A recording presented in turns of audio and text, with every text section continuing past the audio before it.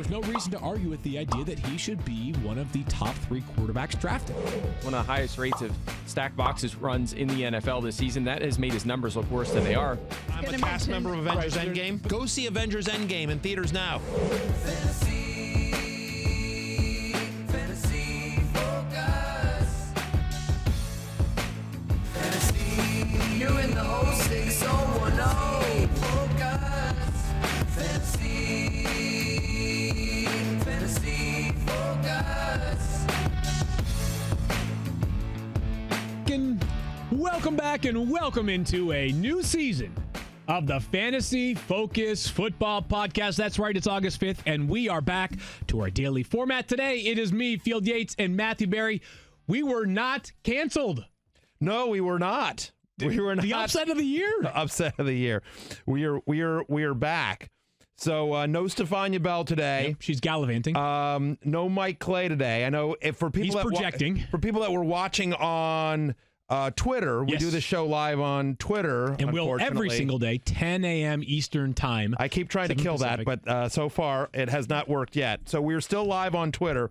And so for those that watched it on Twitter, we have a new open. Yeah. And so the new open has animation. So it goes Field Yates. Yeah. Well, there's the logo. Age before beauty. Right, sure. Then it says Field Yates. Yeah. Then there's Stefania Bell. I think Stefania came first, actually. Did Stefania come first? Anyways, Stefania Field. Stefania came first. All right, so Stefania comes first. So beauty before all. Right. So Stefania came first. Ladies first, of course. Then you. Then Mike Clay. Yeah. Who apparently has been added to the show and the cast. I should have checked my email or something like that. So we got the fill-in guy there. And then there's me. And Secret Squirrel, nowhere to be found. Nowhere to be found. What happened, Secret Squirrel? We've got to talk to your agent. That is accurate. By the way, though, like you're batting cleanup. Like I thought the fourth spot was always the best spot. Daniel? I was going to say saving the best for last. Yeah. Or if we want to continue with Matthew's theme, first they bury Matthew in the animation. And then Matthew says he wants to kibosh all of this live streaming stuff. Well, how about this for news? Not only will we be live streamed every single day. Yeah. 10 a.m. Eastern time, Monday through Friday on Twitter. Check out our Twitter pages to find the link if you haven't already discovered it.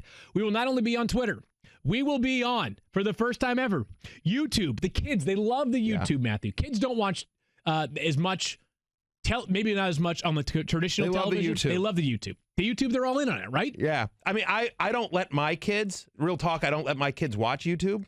I have twin daughters that are 7. Well, it's got to filter it very strictly, right?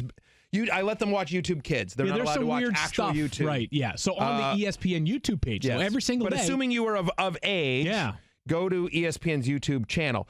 Just to go, it shows, it's really, really fascinating, Field. Just to go to show you like how little power I have here, how low on the totem pole I am. I'm not done, by the way. Okay, keep going. So not only are we on Twitter and YouTube, but if you open up the ESPN app, many of you are familiar, the top carousel includes a video. You open it up and you see sometimes it's a highlight of the Red Sox losing to the Yankees last night. Sometimes it's a highlight of Tom Brady being good at football. Now it is going to be a video of us, these faces, on the ESPN app every single day.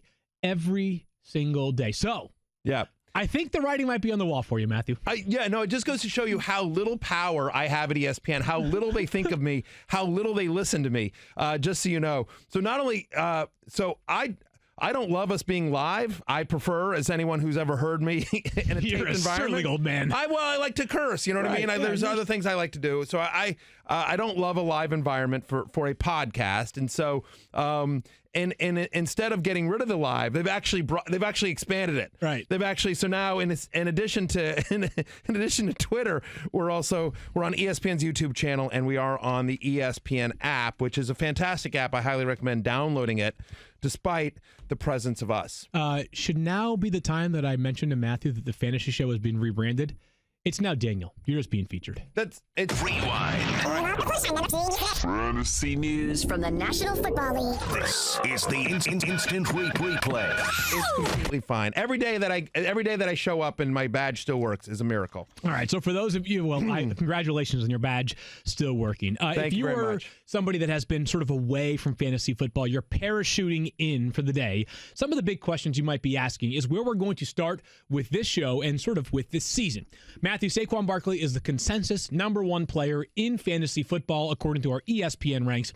I have a number 1 overall. You have a number 1 overall. And not just amongst running backs, but amongst all players. Right. That being said, the Giants, as of right now, have basically no wide receivers. Like any able-bodied person is being considered by Dave Gettleman to play wide receiver for them right now. No Sterling Shepard. Cut to Benny Fowler going, what did I ever do to you? Benny Fowler's sitting there like, dude, didn't I help you? I think Cody, wait. BF3, baby. I was going to say, didn't Benny Fowler like totally screw you a couple of years ago to help me? Yes. He dropped it on Monday Night Football. I believe it was on Monday Night Football. He dropped a touchdown pass that hit him in the chest. Right. And had he caught that, I would have beaten you. And I think I literally would have made the playoffs in that league. I made the playoffs. I think just literally that one drop caught. Anyway, so Benny Fowler for the win. Cody Latimer going, I'm just sitting here, Field. Why are you taking a shot at me? What am I, not a professional wide receiver? But yeah, certainly not a lot of names you recognize on the New York Giants wide receiver healthy depth chart at the moment. And the quarterback depth chart, not particularly impressive either. Sure. Eli Manning is the starter. So Matthew, all the question marks surrounding Saquon Barkley. You nervous at all? Like, is there any reason to feel less convicted that Saquon Barkley deserves to be the number 1 pick in your draft if you were to hold it today? I don't. Okay. Because I think that, if you're Pat Shurmur and you're Eli Manning and you're sitting there going like, all right, how are we going to try to move the ball here? And so,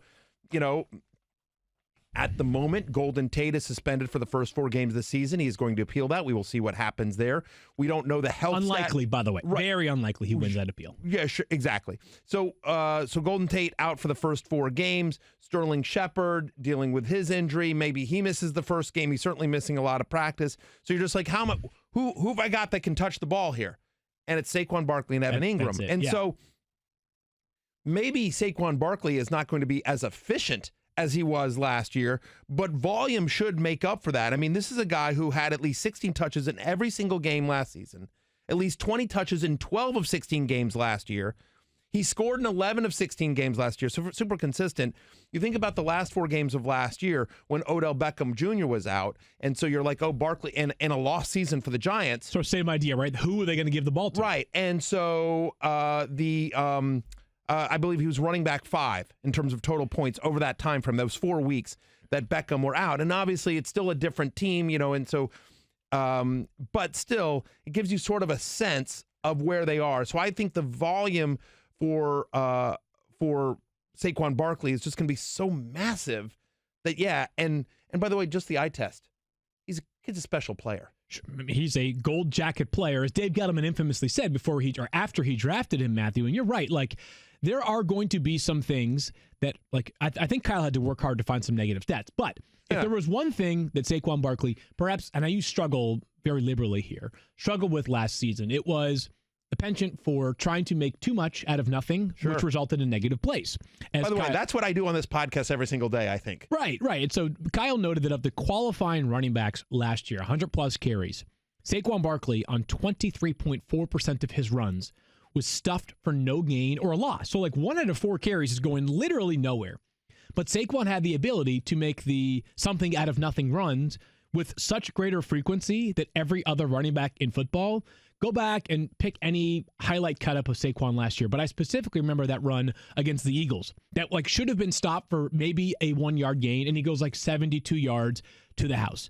There are too many of those that are going to happen because Saquon is different, that although there are going to be some inefficient moments, and during that stretch you mentioned when Odell was out, Saquon was not a particularly prolific runner in 2 of those 4 games, but he catches the ball so much, and he's going to do something stupid. He's going to turn a 3-yard loss into a 72-yard touchdown.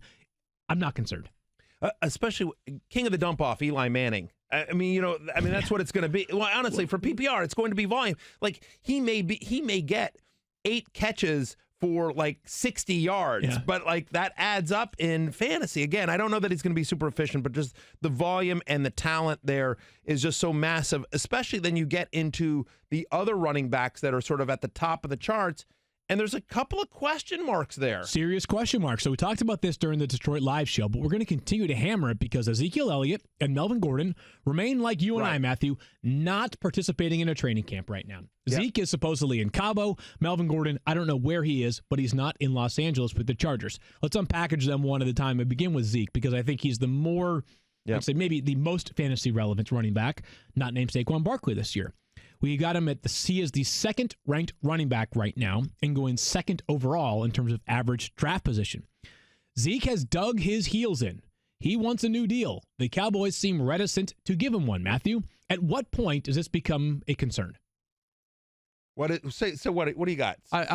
So he's not second overall as far as running backs are ranked necessarily. He is going at ADP for running backs as 2, and that is also second overall. That doesn't mean that everyone has him ranked as second overall. Sorry, I must have misread what this says right here. Then. Yeah, that's my bad. Okay, that's my fault as a producer not having it clear. Okay, you may drop to 3rd or 4th in the open. I would like that too. Hey, so our good friend Jonathan Luna, who used to do this show, is no longer with us. So we got a new guy. Yeah, he Kenny. didn't die. He's Kenny, still the here. new guy. Yeah. No, I know, but whatever. He's the new guy. Okay, Sure. sure. No, he's saying that Jonathan. You said Jonathan did not die. Jonathan did not die. Luna is still around. No, you said he's no longer with us. Luna is one of the few bright spots of this show, and so he's been promoted. He's going to be working on another big top secret project. Yes, correct. He's working on Barnwell's podcast. Yeah, exactly. So whatever. All I know is he's working on something that ESPN's very excited about, which means I will have nothing to do with it. So anyway, so Luna has moved on to greener pastures, and so the new guy Kenny is here. Still, that makes it sound like he died. You cannot say someone moved on to greener pastures. Yes, it sounds like greener pastures. Death is not a greener pasture. You got a raise. Death is not a greener pasture. Okay. Anyways, Luna no longer directs this show. How about that? Yeah, Fair? sure. Okay. So Luna directs something else. Kenny Legan is now our new director. The new Welcome guy. aboard, Kenny, the new guy. And Kenny's going to do great. Whatever. He's Kenny the new creative. guy. He can work here for 10 years. He's still going to be Kenny the new guy. Okay. Anyway, Kenny the new guy. I would love it if Kenny the new guy would just change the opening every single day. Just it's like a rankings. It's a meritocracy. It's a constantly moving rankings. Okay. And so with that screw up, you move down to 3 or 4 probably. Okay, so Zeke is not the consensus and eventually number 2 in Squirrel, terms maybe of you'll rankings. get in there. Yeah, maybe. But Zeke is being drafted second amongst running backs, also second overall. Ezekiel Elliott had 381 touches last season, Matthew. That was number 1 in the NFL. And he missed a game. And he missed a game. Ridiculous, right? That's a crazy talk. Yeah. So with Zeke's current situation, have you altered your rankings for Ezekiel Elliott at the time? Okay, me too. So what I've done, and I imagine this is where you have done as well, there's a core 4 in fantasy football this year, assuming they are all present for the start of the season. We just mentioned Saquon Barkley, Ezekiel Elliott, Christian McCaffrey, Alvin Kamara. Ezekiel Elliott is now the clear-cut number 4 amongst those 4 for me. And you could probably move him down a little bit more, Matthew, if games are threatened to be missed. But as of right now, Ezekiel Elliott is 4th for me in my running back rankings. How about you? 5th. Who jumped him? David Johnson. Okay. Interesting. So I have, which I can get into David Johnson in a second, but so I have Ezekiel Elliott at running back 5, and I actually have him at number 7 overall. So in my overall ranks, which will come out later today, you'll see I have Devontae Adams and DeAndre Hopkins both ahead of him in the overall ranks because there are no question marks about any of those 4. Right. And we can talk about David Johnson, whether you think there's question marks or not. I make an argument that my belief is it sort of goes back to what we were talking about with Saquon Barkley. The volume is so insane. Like if you think David Johnson, everything went wrong for David Johnson last year in the Arizona Cardinals offense, still finishes the 9th best running back in fantasy. I mean, like that offense was pretty good. You didn't like it? I did not. It set back football 80 years. I mean, it was brutal. And understand, like I'm a Redskins fan. I have a high tolerance for crappy football. You know what bad football looks like. And even still, I recognize it from one play. And yet, so everything that that could have gone wrong went wrong for David Johnson, and still, because the volume was so insane, finishes the 9th best running back in fantasy. And I know he's frustrating to have on your team, but still, I expect better things for that offense for a lot of reasons. We're going to talk about Kyler Murray coming up in a second here. But I think that, and this, we'll get into Elvin Gordon here in a second, Field, but I don't know how you feel. Like you and I both are we get invited to the various expert leagues or industry leagues. And so I've already done 3 real drafts, not even counting like best ball or anything like that. I've done 3 real drafts of leagues that are going to play out. Here we are on August 5th. And this was the same case last year. So like I drafted Le'Veon Bell on 2 of those July teams when you still thought last year. Yep. Last year thinking that he was going to play because at the time in July last year, Le'Veon Bell was like, I'm going to be there week 1. His agent was like, no, he's reporting. He probably won't. He wants a new deal, but blah, blah, blah, blah. September 1, right? September 1, right. And then, of course, none of that ends up happening. And I believe that, and I was obviously very frustrated.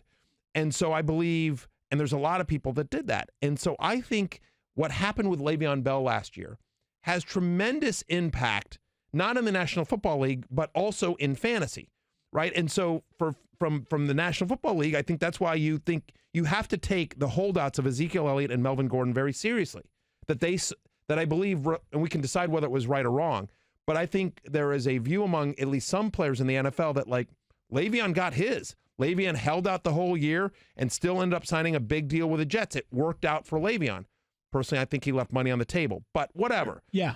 There is that belief. And so I think from a fantasy perspective, there's people that like, whoa, this is a real thing. Like, you think, eventually they'll show up. And you saw what happened with Le'Veon last year, and you're like, no, maybe not. And so for me, the reason I have Ezekiel Elliott at 7 and may eventually move him down further is I don't think there are any questions with the first 6 guys. And ahead of him, yep. That I personally have ahead of him. That, Barkley, McCaffrey, Kamara, David Johnson, Devontae Adams, and DeAndre Hopkins. I don't think there's any question about their talent or opportunity this year. There is about Ezekiel Elliott. Yeah, so I feel the same way about Ezekiel Elliott as well. I've got him at 4. I think in my overall ranks, I might have him 5 still. So very close to where you are at with Zeke. Melvin Gordon, I think, is a little bit more. Do you just gut, because you're your NFL insider Field Yates. Your breaking news, by the way, broke big story yesterday about Tom Brady. Congratulations on that. Thank you, my friend. About his contract extension. I just want to say this, by the way. Can you give a guy some credit? Field Yates legitimately broke a big story yesterday. It got I got 8 billion alerts. First on the Fantasy Life app, but then a bunch of other alerts as well. NBD. Yeah, NBD. And some of them, according to ESPN's Field Yates, but a lot of them didn't say it at all. And I think that's baloney, just so you know. He's Field Yates. Thank you. That's right, Dan. You know what? You give my boy some love. Right. If you're not going to credit me, you might as well at least include that sounder in your tweet. Is that too much to ask? Well, we're that asking. thing's widely distributed, Buy a isn't couple it? of Yater's going to Yate shirts. Yeah, Just do something. it. Yeah, give the boy some love. So anyway, my guess, I think where you're going is with Zeke, is what do you think ends up happening? Yeah, exactly. So when you're talking guess. to insiders, you're talking to team sources. I'm just curious how you feel about that situation. You talk to Zeke's camp. I think of the two, Zeke Elliott is more likely to work itself out with a new contract. I do. And I know that there is a massively different case, 2 years versus 1 year. They've got other players to pay, and Dak Prescott and Amari Cooper. But, and we've talked about this, over the past 3 years, Ezekiel Elliott has 11 more games with 20-plus rushes than any other player in the NFL. 70% of the Cowboys games that he has played in, he has handled at least 20 carries. He and Leonard Fournette are really the only two running backs right now in the NFL where it pretty much means that the offense runs through them, quite literally. Yeah. Melvin Gordon, a little bit different case. But let's discuss where... And the other thing is that you look at sort of the depth chart there. Yeah. I mean, rant jokes aside. Good try. Yeah. It's right. It's Alfred Morris. It's Tony Pollard. It's Darius Jackson. So at least in with the Chargers case, there's a little bit more versatility and experience behind Melvin Gordon than there is necessarily in Dallas behind Ezekiel Elliott. I thought this stat was amazing, by the way. Ezekiel Elliott ended last year with seven straight games of 5 or more catches. Yep. As we enter this season, among all positions, only Travis Kelce has a longer streak of consecutive games with 5+ catches. We think about him as a battering ram, but the fact is, last year he really improved his usage in the passing game as well. So he's a bigger part of the offense. I mean, he's a massive part of what Dallas wants to do offensively. If he shows up tomorrow and we had a draft tomorrow night and you took him first overall, I'd say whatever. Great job. Nice pick by you. The only thing I was going to say about Alfred Morris and the offseason that I'll miss is I sort of live to troll during the offseason, you specifically. We've got too much going on now. I'll try to be nice going forward. No, it's fine. It's totally fine. The Alfred Morris rant will live forever. It will live completely forever. Fine. Melvin Gordon, we also mentioned him, Matthew. Yeah. A little bit different circumstance just because, as I mentioned, it's the final year of his contract. And, the Chargers feel like they've got a better plan of attack if Melvin Gordon does not show up. I have moved Melvin Gordon down to running back 9 in my rankings, and I could probably make the case to slide him down even further. He has been very clear. He has been more public with his demands of a trade or a new contract. So if he doesn't get the new contract, he wants to get traded. I'm having a hard time, Matthew. Say that again. So you have him where? I have him running back 9 right now. Okay. So I have him as running back 14. Okay. I moved him down to running back 14, and in my overall ranks, I have him at 26. Yeah. I'm as a third rounder because this one gives me the heebie-jeebies, Field. Yeah, it does. I mean, he has made it clear he wants to be traded. he has threatened to hold out significant portion of games, 5 games. Like, he could literally sit out until October, and it would not be a surprise. And I think because of that, the Chargers are sort of prepared right now. Yeah. They have Justin Jackson. They have Austin Eckler. Yeah. They've been there, done that with these guys a little bit before. And I'm not trying to make people think that I'm on a running back wins matter thing. But last year, you know how they did in the 4 games that Melvin Gordon missed, Matthew? How'd they do? 4 wins, 0 losses. Wow. Again, not to devalue Melvin, but the point is merely this, is that, hey, Melvin Gordon is an incredible talent and an incredible player. But if you're Chargers GM Tom Telesco and their head coach Anthony Lynn, the show has to go on, and that's where they're at. Yeah, I mean, in their last report, I saw something like they're like $2 to $3 million a year apart, and I just sort of feel like we talk about this, and I wrote my big draft day piece, the other day, right? And so, we just talk about being risk averse early on, and you can't tell me there isn't risk with Melvin Gordon, because if Melvin Gordon sits out 8 games. You can't sit there and go well, this came out of nowhere. I'm bypass your first round pick. I was legitimately mad at Le'Veon Bell last year because I felt like he was disingenuous. I don't mind. Listen, I've tweeted this before. I am pro player. I have a relationship. As a player yourself. Yes. Well, no, but I have a relationship with the NFLPA. Yeah. I have a long-term relationship with the NFLPA, which I enjoy very much. They've been great to me. I love working with them. I am pro player, right? And I have tried in various different ways to try to help NFL players maximize their potential by earning some money from fantasy. And so I am pro player. I am get your money when you can. You have a short shelf life. My issue with Le'Veon Bell last year wasn't that he held out all year. Was that he said up until the day before the season started, I'm showing up. He gave an on-the-record interview to Jeremy Fowler saying, I'm coming there during the bye week. Our own Jeremy Fowler. Did that happen or no? Oh, no, he did not. So I just I don't like people who lie. And so here's Melvin Gordon who's saying yeah, I'm prepared to hold out. So believe a player when he tells you something. And so I don't understand how you can feel comfortable. I'm as a 3rd rounder. And even then it's sort of nerve-wracking, right? Sure. I mean, again, if you take him in the 3rd round and you just 26th overall and he doesn't play for 8 games, you are punting on the 25th pick in your fantasy draft. My Ezekiel Elliott ranks and Melvin Gordon ranks could easily drop even further as we get more news. The closer we get further into training camp, close to the season, and they're not in camp or they're not with the team, it makes you nervous. Just real quickly about Eckler and Jackson. I think they're about. Do you have a preference there? I prefer Eckler a little bit, just for PPR, right? But if you just look at what they did, the first game without Melvin Gordon last year, Eckler pretty much dominated the touches. But from that point forward, it's pretty much an even split in terms of both had basically double-digit fantasy points per game. Jackson scored 2 touchdowns. Eckler scored 1.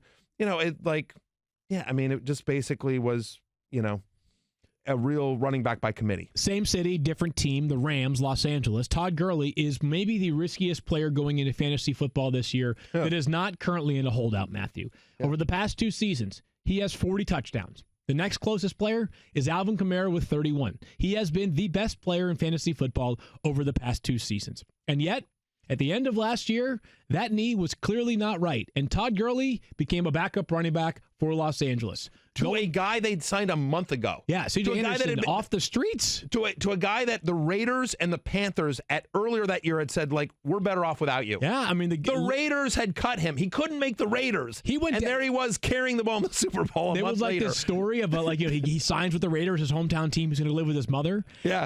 He got cut 2 days later. It's good thing he stayed with mom. He'd be throwing away rent money. What are you doing? It's unbelievable that C.J. Anderson went to that many different teams last year. I look forward to the 30 for 30 on C.J. Anderson's 2018 season. Yeah, he almost won a Super Bowl. That would have been crazy, too. Right. Anyways. He's now part of the Detroit Lions, part of the Detroit Lions. And I should say very quickly, as long as we're bringing that up, very quickly, we had a great live show in Detroit. Thank you to everyone that came out and supported 0601 Nation. Hundreds of people there. It was awesome. We were at the Shelter. We were at St. Andrews Hall, but also the Shelter where Eminem raps. You and I got our rap game on. We have 2 more live shows coming up that we'll announce very soon, so FYI. By the way, shout out to the Lions. Great content coming for the fantasy show with the Lions. You guys, the Lions were great hosts. We went out to their training facility and we sat in at Matt Patricia's press conference, and Lions were great hosts. Absolutely. So I have to find something else to give Daniel Dobbs crap about. Okay, we'll work on that part. Todd Gurley, past 2 seasons, as I mentioned, 40 touchdowns. But again, the knee issue is legitimate, Matthew. At what point do you feel comfortable drafting Todd Gurley? Because as of right now, Matthew, we have no more information about how available, how ready, how prepared Todd Gurley will be. It sounds like, if I were to read the tea leaves right now, the Rams go into this season expecting Todd Gurley to be available for every game, like every healthy player. However, it does not sound like they're preparing to give Todd Gurley 25 touches a game anymore. It sounds like those days may be behind us. Yeah, and so all touches are not created equal, okay? And so, listen, 15 touches in a Sean McVay offense. Pretty sweet. Pretty it's like sweet. 20 touches otherwise, Right, exactly. So, look, when they get in close, who are they giving it to? They're still going to give it to Todd Gurley. Gurley. Right, so red zone looks, high impact looks, goal line looks. Like, he's still going to be the guy that scores the most, who scores the most rushing touchdowns on the Rams this year. I think we would both take Todd Gurley in a landslide, right? Assuming most touchdowns, period. Right. Yeah, who scores the most touchdowns of any Rams skill player? We would both take Todd Gurley. So I think there will be a reduction in role here, but there is certainly risk, right? And Stefania's talked about this, and I'm certainly no Stefania Bell, but what she's talked about is that I think her concern is more long-term and degenerative than it is necessarily this particular season. Like, I would lower him much more in my dynasty ranks if you were doing a dynasty startup this year. We're doing a dynasty startup. Me and Secret Squirrel and you, and I think Not Cool Keith. Is Not Cool Keith in that league? Yep, he sure is. Did Thirsty Kyle sneak into that? Yeah, he barely did, but he made it. What about the Statapillar? Is the Statapillar in it? Statapillar is in that league as well. Yeah, Damian Dabrowski, the Statapillar from the Fantasy Show on ESPN+. So anyway, so it's a bunch of, and I think Stefania's in there, and Mike Clay's in it, and so the whole crew. And anyway, it'll be very interesting to see where Todd Gurley goes this year. I will say this.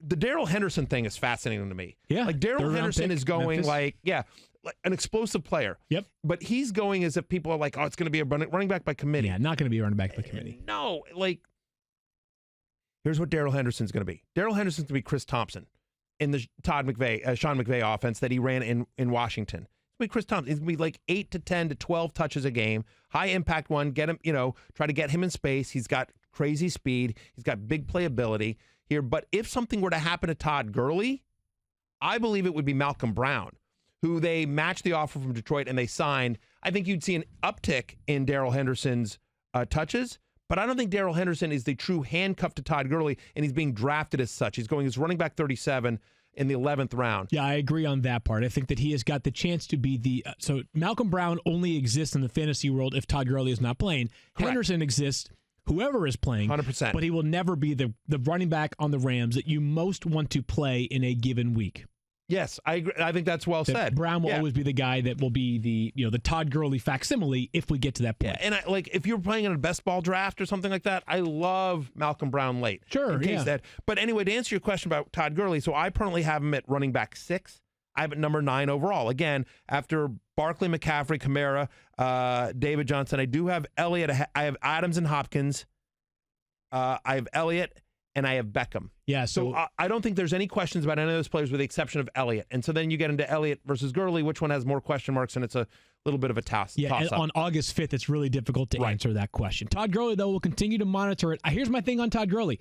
Whereas we'll get more information on Zeke and Melvin Gordon, we will not get more information on Todd Gurley. You have to kind of go into this season with an optimistic view if you use a first-round pick on Is he Todd a first-round pick for you? I think he is a late first-round pick for me. Yes, we agree like on a that. top 10 player, but more like a number 10 player as opposed to a top 10 I literally player. have him at 9, right? If you wanted to take Mixon over him, I get it, because I think Mixon is safe in terms of his volume. Who's got the better chance? 15 touchdowns, though. Right. Not close. 100%. Right. Gurley. So it just depends on sort of what player you are, because it's a little risky for the first round, but obviously the upside is massive. All right, camp storylines coming up. But first, Fantasy Focus is sponsored by ADT. What does real protection mean for our downloaders, not listeners? You can get all of the latest innovation in smart home security from ADT, combined with 24/7 monitoring from the most trusted name in home security. You get a team of professionals designing and installing a secure home just for you. You get 18,000. What? That's a lot of employees safeguarding you with connection to first responders. You get the nation's #1 smart home security provider. You can get a secure smart home with everything from video doorbells, indoor and outdoor cameras, smart locks and lights, controlled from the ADT app or the sound of your voice. It's like Siri. You can get professionally monitored carbon monoxide and smoke detectors. You get a system custom designed to fit your home. You can get safety on the go, in the car, or when their kids are at school with the ADT Go app with an SOS button. So check out ADT and support them because they support us. That was a ton of stuff. My suggestion to you, if you have a house, go find ADT. Sounds like anything that you need ADT would be able to cover it is what it sounds like. I mean, with 18,000, Brittany's working for them too. You know what I mean? I was going to say, Stefania's even jealous of ADT. All right, we're about a week into training camp, and some teams have been in for longer. By the way, I just got 2 quick alerts from the Fantasy Life app. Let's hear them. Which, by the way, is, crushing it. Crushing it is free to get. First off, I thought these were both interesting. I just want your quick reaction to this. First off, Houston Chronicles' John McClain, who's great, a legend. He reports the Texans are not interested in trading for Melvin Gordon. Okay. Obviously, with Deontay Foreman being released, there was talk about where Melvin Gordon might go, and are the Texans looking for running back depth? That doesn't feel like a landing spot. But anyway, John McClain, who has a great pulse on the Texans, has covered that team for years. He's a legend. Anyway, he's reporting that they don't have any interest in Melvin Gordon. And then one that was interested is also that Peter King. Peter King, the great Peter King, yes, another legend, reporting that Andrew Luck thinks he'll be ready by week 1. So I think, if I'm not mistaken, we talked about Andrew Luck coming up? We don't. We do not. But Andrew Luck, very interesting. The calf situation is concerning right now. Yeah. He has not practiced for quite some time. I think he's taken 3 separate MRIs. I'm not a big medical guy. Stefania is, but that doesn't sound good. Let's keep our eyes out there on Andrew Luck, and I think that Stefania will have more information because the Colts always are a stop for her during her training camp. Yeah, that is where she is, by the way. I would love to give Stefania grief and say she's boondoggling. She probably is at some point, but she's on a training camp tour at the moment. We'll get into that, but I will tell you that I had Andrew Luck ahead of Aaron Rodgers, and I've flipped them now. Again, there's a little bit of concern with Andrew Luck. So let's get to 3 storylines from the first week of training camp that we're keeping an eye on, Matthew. Again, it's early. It's only August 5th. Only 2 teams have actually played a preseason game. But Antonio Brown's got some nasty feet. If you haven't seen them, don't go on Instagram and look them up because they're nasty. They honestly are disgusting. They're filthy. They're vile. They might look like you know what? I was going to say they look like yours, but I was just going to say that. Wow. I don't want to be that guy. I don't. You know what? Mean. We need to get a side-by-side. Will you take a shot of your feet and post them on Instagram, Matthew? I don't have bad feet. Well, we'll be the let judge us be the judge, yeah. Wait, when have you guys seen my feet? Never. Matthew, I've seen far more of you than I have ever cared to working on the TV show with you. Okay, Daniel, that just got real. If you go to my Instagram at Matthew Berry TMR, there is actually a shot of my feet. Like I took a feet in the sand. No. I remember the that. most electric shot of the summer. 2 hot dogs emanating from Matthew's body. Like, honestly, the most electric thing that I saw all summer.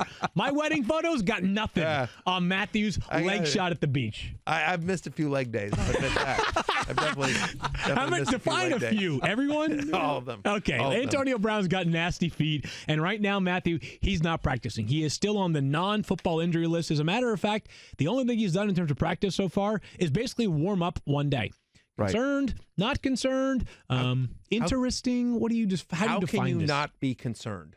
How can you not be? Like you're a hopeful Raiders fan's the only way. So I have him at wide receiver 8. Okay. And I'm worried that's too high, honestly. So again, you get into like sort of question marks in terms of, so you're already nervous.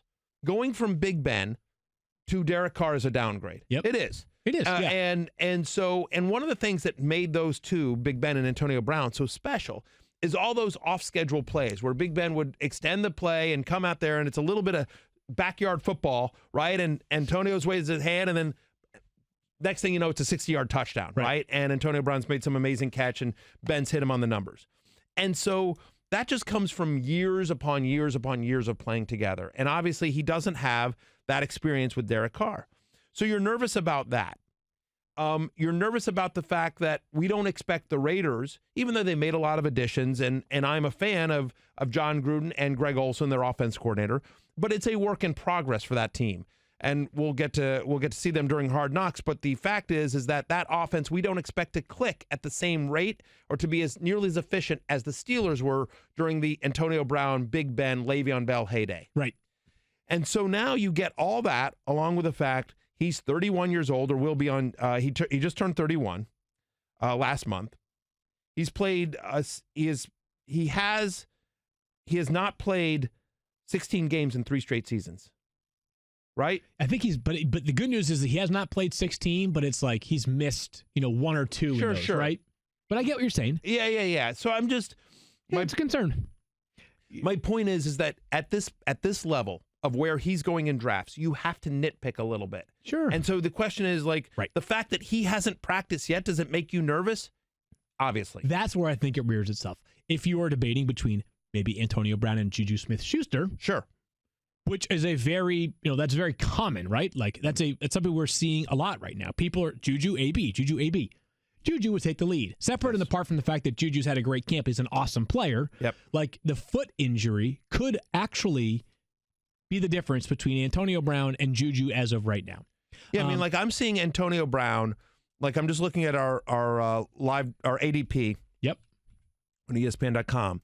And Antonio Brown is basically going right now between Odell Beckham Jr. and Juju Smith-Schuster. He's going a couple of picks between Beckham and Juju. So people are deciding between AB or Juju. Right. And some people are choosing between AB and Odell Beckham Jr. because this is obviously an average. Like if I was doing a draft right now, not even close. Definitely OBJ and definitely Juju ahead of AB. Can I ask a couple more questions outside of that? Field. Sure. Sorry, Matthew's rubbing off on me. I know, he really is. Okay, so here's this. Would you take Keenan Allen over Antonio Brown right now? I wouldn't roll my eyes, but I'd still go with AB. I have Antonio Brown ranked higher than him, 1 spot higher, but no, actually that's not even true. I think it's 2 spots. But it's it's 2 spots because I have Mike Evans at 9. But it's close. It's close. I agree with Field. I wouldn't roll my eyes conversation. So I don't have there's not an appreciable difference between them. 2 weeks from now, if AB's still not there, totally then I think it's a very different conversation. Yep. But it's interesting. Tyreek Hill's going 5th overall, which I did not realize. I have Tyreek at 7. It's certainly skyrocketed since obviously we got news that he was not going to be punished at all for this upcoming season. But so the good news for wide receivers, one theme that I know we'll highlight a lot during the next month. Wide receiver is so deep this year. It's insane. There are tons of good wide receivers to pick up. There's also lots of good quarterbacks, Matthew. So let's turn our attention to the number 1 overall pick in this year's draft. It's Kyler Murray. Kyler Murray went number 1 overall to the Cardinals, and they all of a sudden have some life in their offense. Matthew, perhaps because the NFL seemed a bit hesitant on Kyler Murray for a while, slow to gravitate towards Kyler Murray. Hey, he's only 5'10" or whatever his actual height is. Maybe that contributed to me feeling a bit of the same way. Is it possible that Kyler Murray entered this year underrated and is all of a sudden going to break? Can you be a breakout if you've never played a game before? Yeah, you can. Okay. Is he a prime candidate for it? 100%. So he's going as QB 14. Okay. Which on is, average, yep. Yeah, which on average on ESPN.com. That's what I meant. Which I think is fairly high. Yep. I think it's too low, though. Ooh, interesting. I think it's fairly high just since, a rookie quarterback going 14, given how deep it is, right? But I have him as a top 10 player. I have him as QB 10. I think this kid is special. And I think in addition to being a special player, I think his potential for fantasy numbers is off the charts. Right. So okay. Can I make my argument for Kyler Murray at 10 real quickly? Yep. First off, obviously a fantasy-friendly offense here under Cliff Kingsbury. Like they are going to throw. Okay? I don't think people realize so much was discussed about his height, and people are aware of the rushing, obviously. This is a guy that ran for over 1,000 yards in college last year. Yep. I don't think people realize how accurate a thrower he is. So one of the questions we're coming into the NFL, people like, well, Lamar Jackson, we know he's crazy athletic. We know he can run, but accuracy is an issue. Same with Josh Allen, right? Here's a guy that actually ran more than I think people expected, but obviously that contributed to his fantasy numbers last year, but also struggled with accuracy. Kyler Murray is crazy accurate. His numbers at Oklahoma, basically the same accuracy numbers as Baker Mayfield the year before. Sure. And Baker Mayfield's already one of the most accurate quarterbacks in the NFL. Yep. So I don't think you guys understand how good Kyler Murray can be. And I guess my argument is that if everything works the way it can for Kyler Murray in terms of the rushing and the throwing, guy could easily be a top 3-4 fantasy quarterback. Correct. Yep. Right? That's within the realm of possibility. And my argument here, Field, is that the quarterback position is so deep. We're going to talk about the Vikings coming up in a little bit. I got Kirk Cousins at QB 21, right? Who's a great quarterback.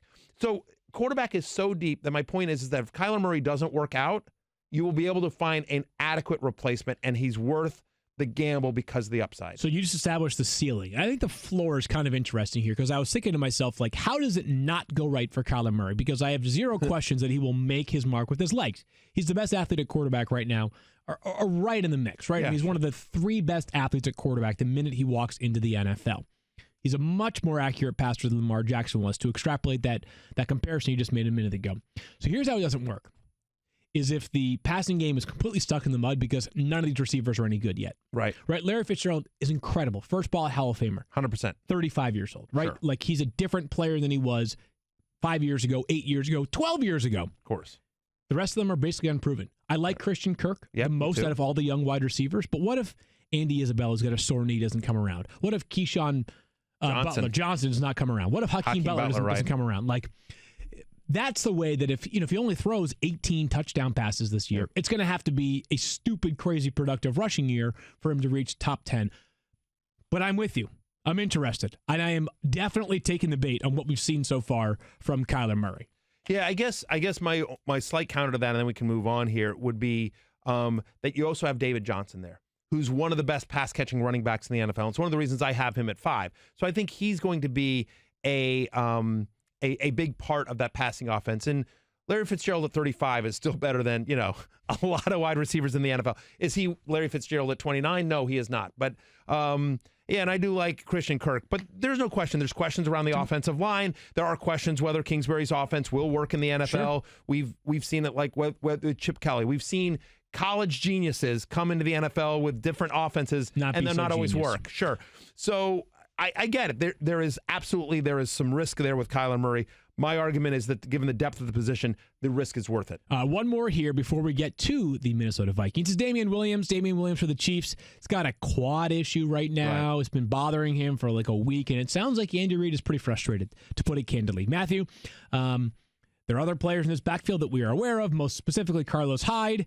You worried at all about Damian Williams? Like, is he one of those players that could lose his job due to injury? Like, there are some guys that, like, if Saquon misses a week, he shows back up the 8th day and is like, oh, by the way, I'm still the best player on this team by far. Damian Williams, is he not one of those players? Is he somebody that the minute that he starts to lose his grip on this job ever so slightly, all of a sudden you go into panic mode? Good question. Thank you. And so I've spent all season waiting for that one. For me, no. Right.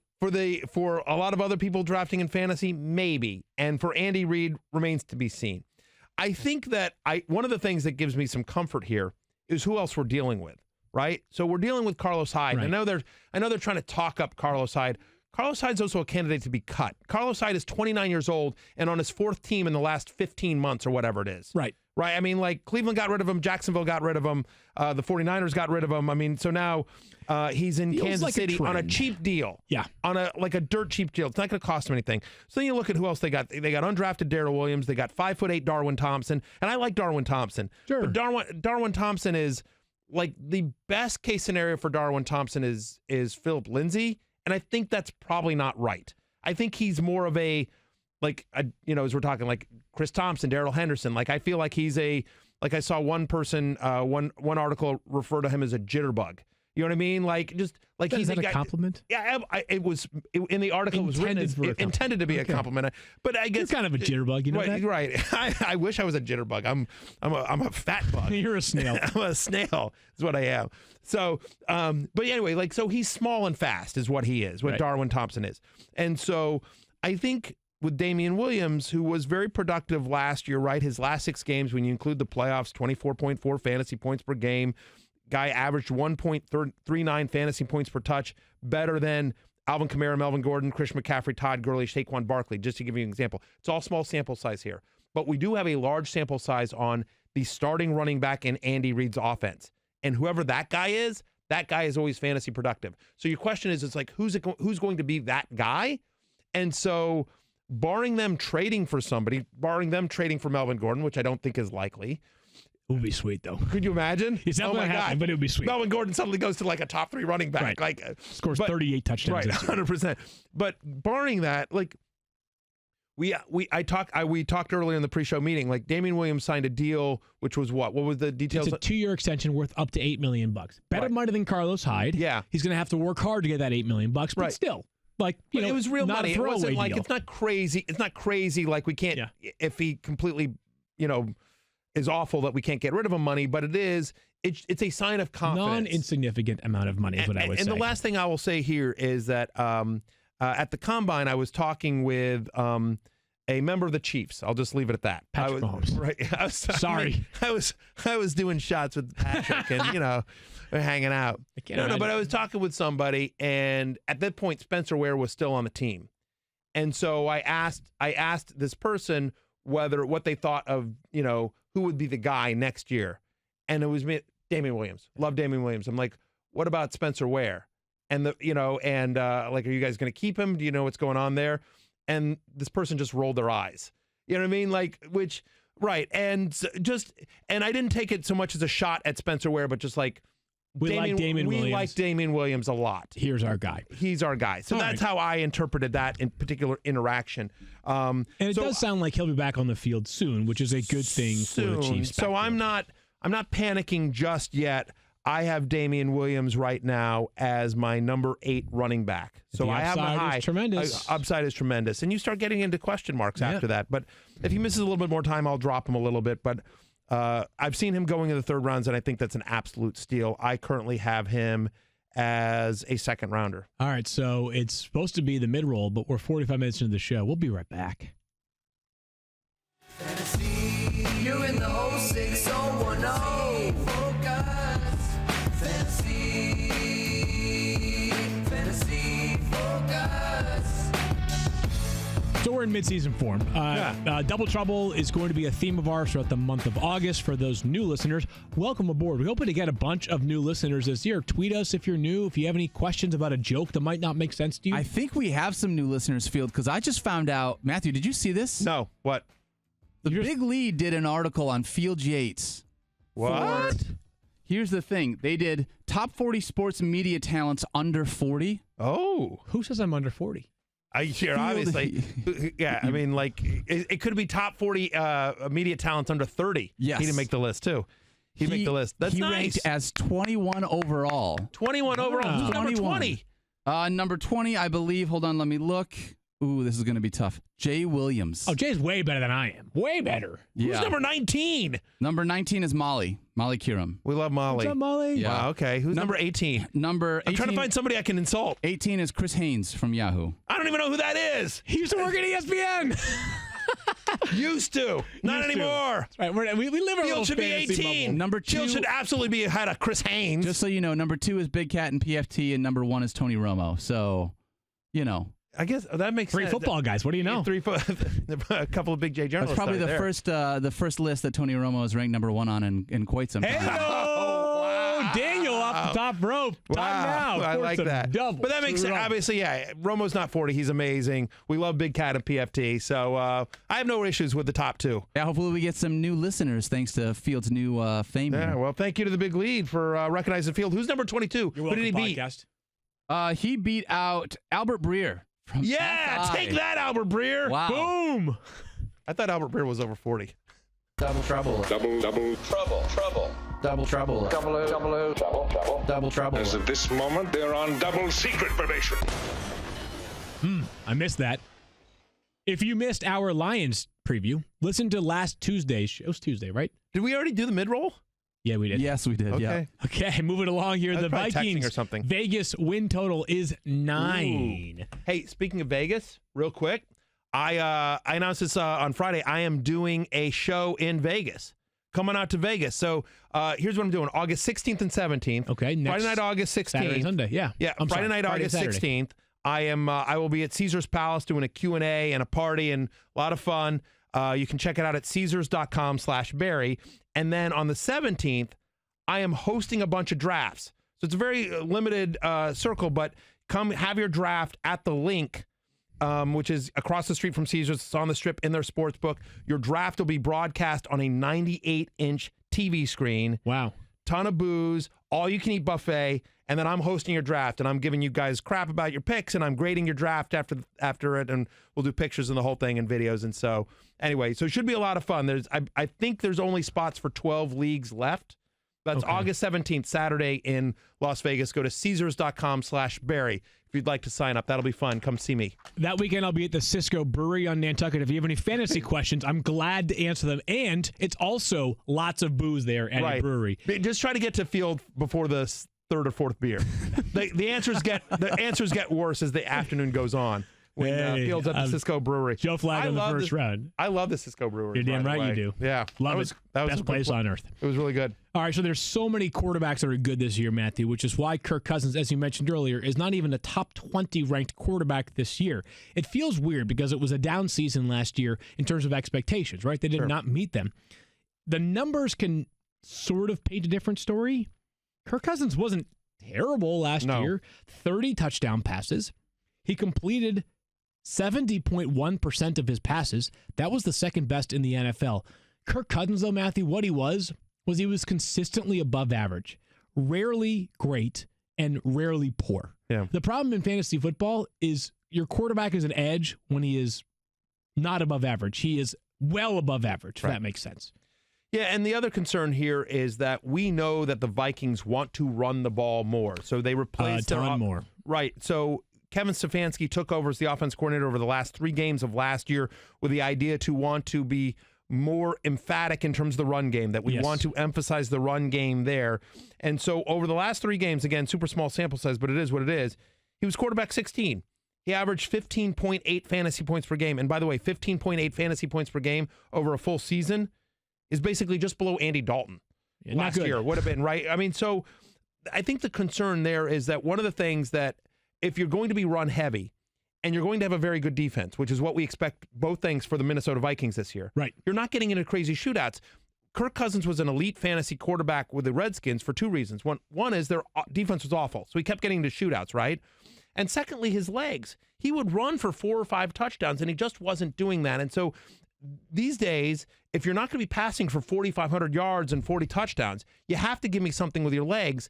And even with a run-heavy offense, I think you'll see Kirk doing a little bit more bootleg stuff this year, but still, it's hard to expect significant rushing numbers from him. And so in a run-heavy offense and scores that you would expect to be low because the defense we expect to be one of the better ones in the NFL, I have him just at QB 21. And he's a very good quarterback, but it just goes to show you how deep the position is, Field. The position is very deep. This running back, this offense, as you said, Matthew, wants to be run heavy. Kevin Stefanski has said many times now that they want to be run-oriented. Mike Zimmer has said as much.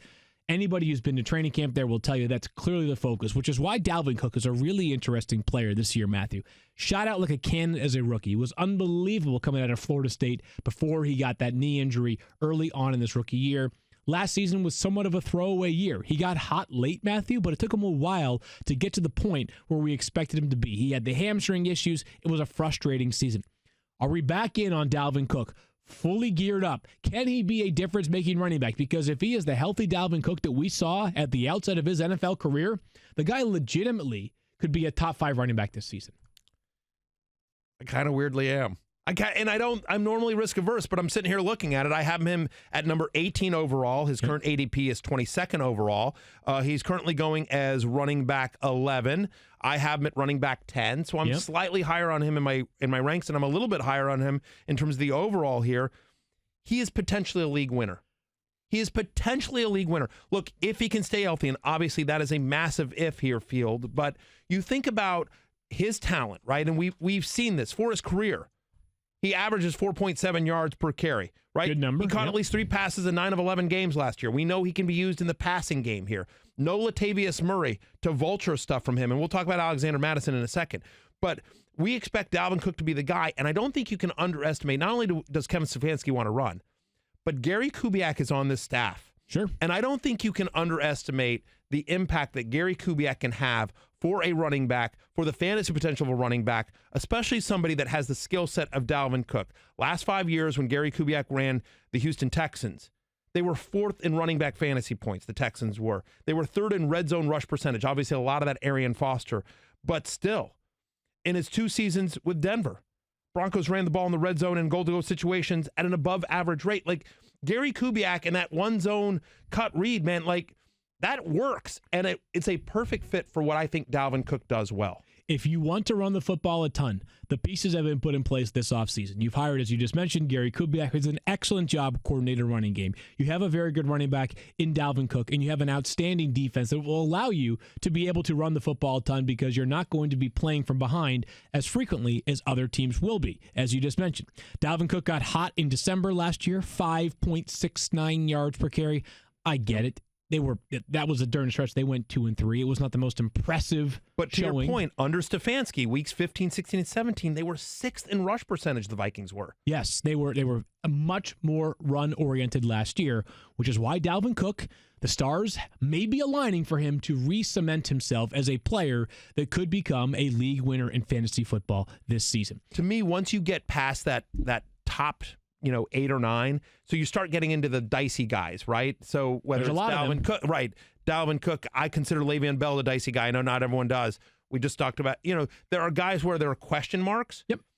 Of the question mark guys, I don't know that there's anyone that has a higher upside, with the exception of maybe Le'Veon Bell, than Dalvin Cook. I think Le'Veon Bell or James Conner, depending on whether you consider Conner a dicey guy, just because I have in that dicey range because of the Jalen Samuels, Benny Snell stuff, and that offense is going to be slightly different, obviously. You take away Antonio Brown, I'm sorry, your offense takes a hit. No question. I think the offense in Pittsburgh has more upside in terms of touchdowns, 100%. and then Le'Veon has more upside in terms of catching ability. But still, Dalvin Cook, a player we like, and it's always good to have a note tucked away on who should you be drafting if you are drafting a handcuff. This year, it's Alexander Madison. He came out of Boise State, Matthew. Some people felt like he was overdrafted, but the Vikings loved him in the 3rd round, and so far the early reviews are good. Not a lot of analysis, in my opinion, right now on Alexander Madison, other than to file away that he would be the running back to draft if you take Dalvin Cook. To me, I think he's one of the highest, especially given how run heavy we expect this team to be. Yep. And how injury prone Dalvin Cook has been in his career. To me, he should be one of the first handcuffs drafted. And I'm not talking about the guys that are going to. I'm not talking about the Latavius Murrays of the world who is going to who has a role regardless of what happens to Alvin Kamara, right? Or Darrell Henderson who has a role regardless of what happens to Ty Gurley. I'm talking about just pure their fantasy value is dependent on the health of another player.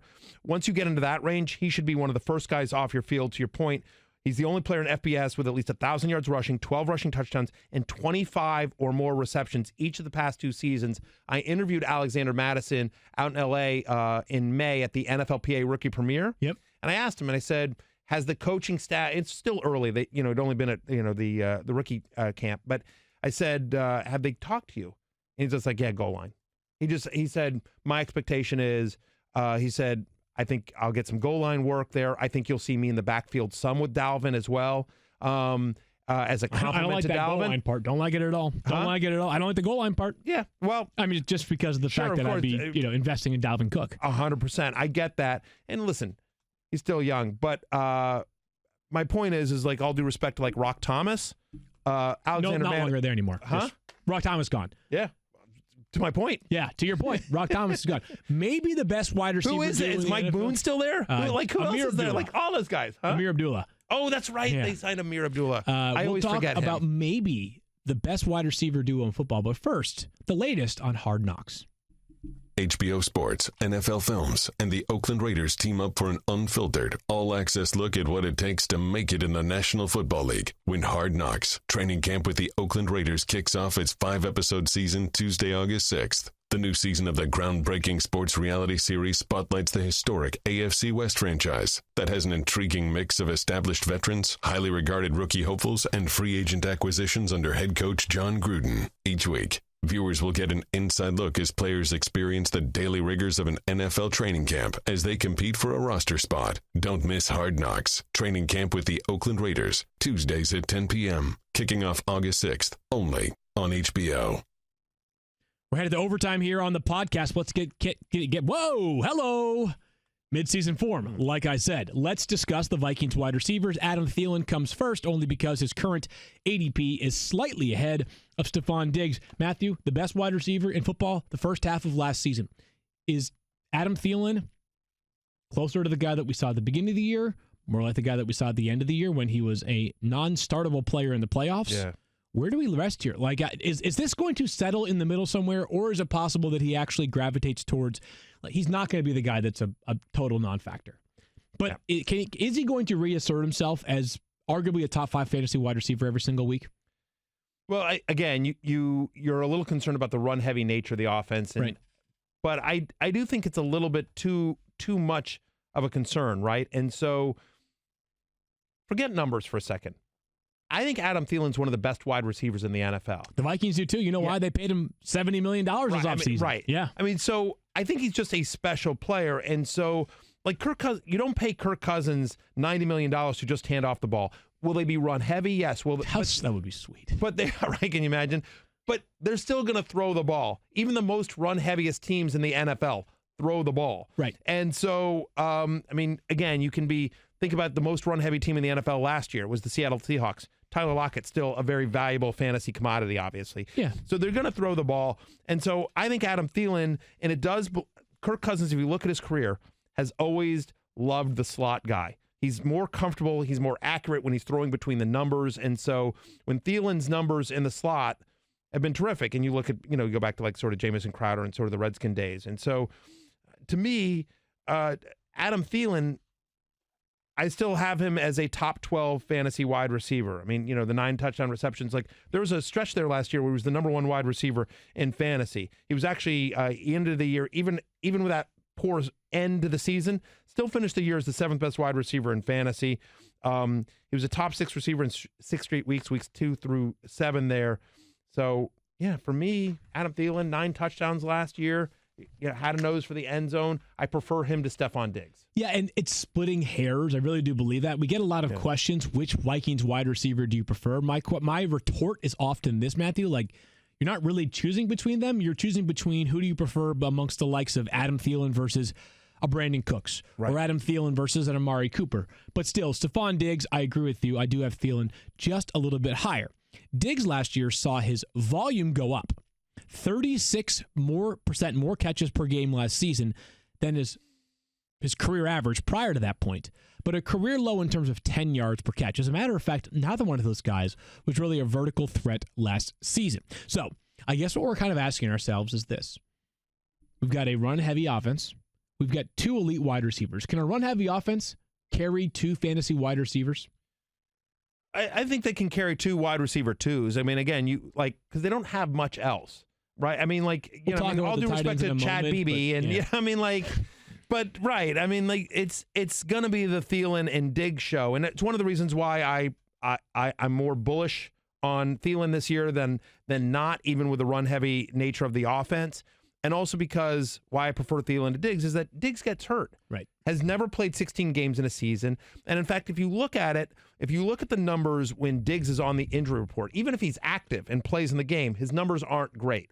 He's just a guy that if there's anything wrong with him physically, he just isn't a guy that's able to produce fantasy numbers. And so the expectation, so that's why I prefer Thielen to Diggs. I think there's less risk with Thielen, and I do think there'll be times when Diggs is out of the game, and you'll see a lot more targets towards Adam Thielen. They're both terrific. I mean, he ended the year great. I think a touchdown in 6 of his last 8 for Stephon Diggs here.